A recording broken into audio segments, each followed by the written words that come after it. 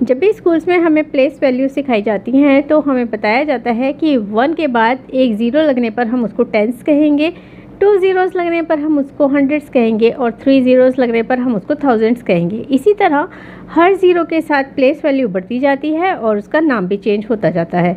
तो ये तो हमें पता ही है, लेकिन क्या आप जानते हैं वो संख्या कि अगर 1 के बाद 100 टाइम्स ज़ीरो लिखा जाए तो उसको हम क्या कहेंगे?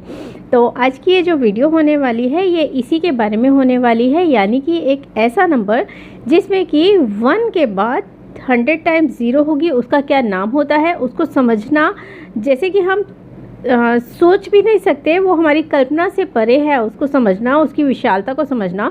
और उसकी विशालता को समझने के लिए आखिर इंसान ने क्या किया है, तो ये वीडियो उसी के बारे में होने वाला है। तो बिना किसी देरी के आइए इस वीडियो को शुरू करते हैं। Hello everyone and welcome back to my channel. तो चलिए चलते हैं इस रोचक वीडियो के सफ़र पर। वह नंबर जिसमें कि 1 के बाद 100 टाइम्स ज़ीरो होगा उसका नाम होता है गूगल।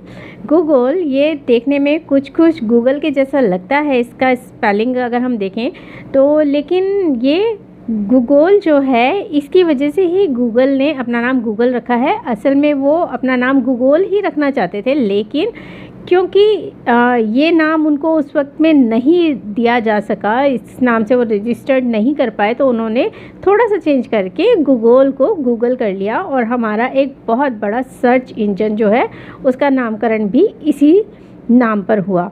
तो यह वो संख्या जो कि इतनी विशाल है उसका नामकरण किया था एक छोटे से बच्चे ने, जो था एक अमेरिकन मैथमेटिशियन का भतीजा जो कि सिर्फ 9 साल का था। उसने इस नाम को सुझाया था और तभी से इस संख्या को, जो कि 1 के बाद 100 टाइम्स ज़ीरोस होती है, उसको इतनी बड़ी विशाल संख्या का नाम एक छोटे से बच्चे के द्वारा रखा गया गूगल।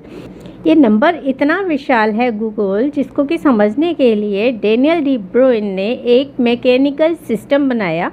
इस सिस्टम में उन्होंने बिल्कुल सिमिलर साइज़ के, सिमिलर दिखने वाले 100 गियर्स यानी कि एक मैकेनिकल संरचना होती है जिसमें आसपास थोड़े थोड़े कांटे बने होते हैं, जिससे कि उसको एक दूसरे में अड़ाकर घुमाया जा सके।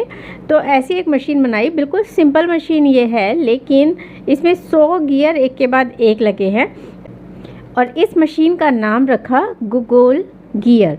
इस गूगल गियर जो है, इस मशीन में 100 गियर्स एक के बाद एक लगे होते हैं। इनके बीच का रेशियो होता है 10:1, यानी कि एक फर्स्ट गियर जब 10 बार घूम जाएगा तब अगला गियर एक बार घूमेगा, और फिर जब नेक्स्ट गियर 10 बार घूमेगा तो उससे अगला गियर जो है वो एक बार घूमेगा। तो इस तरीके से वो धीरे धीरे चलता जाएगा। लेकिन ये सुनने में जितना आसान लगता है उतना ही ये कॉम्प्लेक्स भी है, क्योंकि जब फर्स्ट गियर इसका घूमता है, इसका फर्स्ट गियर घूमने में 3 सेकंड का समय लेता है।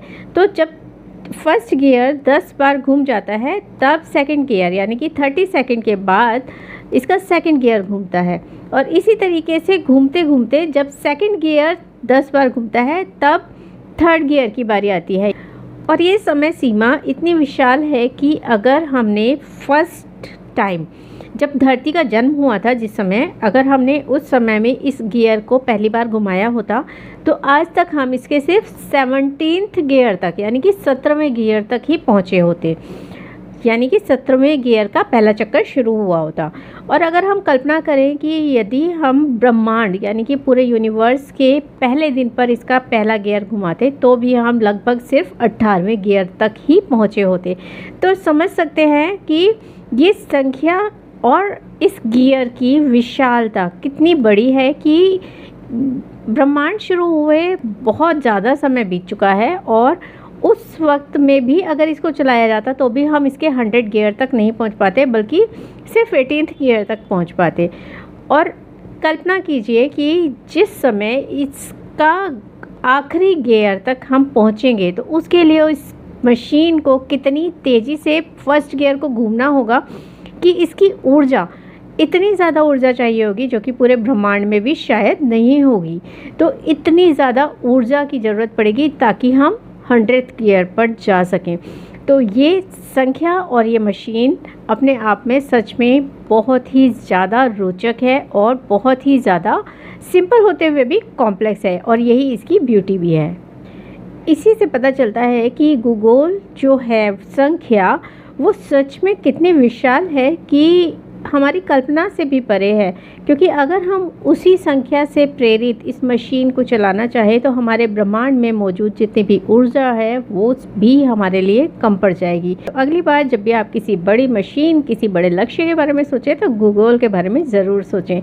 और आशा करती हूँ आपको ये वीडियो पसंद आया होगा, इसमें दी गई जानकारियाँ वो आपको पसंद आई होगी। अगर आपको ये वीडियो पसंद आया हो तो इसको लाइक कर दीजिएगा, चैनल को सब्सक्राइब कर दीजिए, बेल आइकन भी प्रेस कर दीजिएगा ताकि मेरे आने वाले वीडियोस के नोटिफिकेशन आपको मिलते रहें। और इसी तरीके की जानकारी से भरी हुई वीडियोस मैं आपके साथ शेयर करती रहूँगी। तो मिलते हैं किसी और वीडियो में किसी और टॉपिक के साथ। तब तक के लिए bye bye and thank you so much for watching.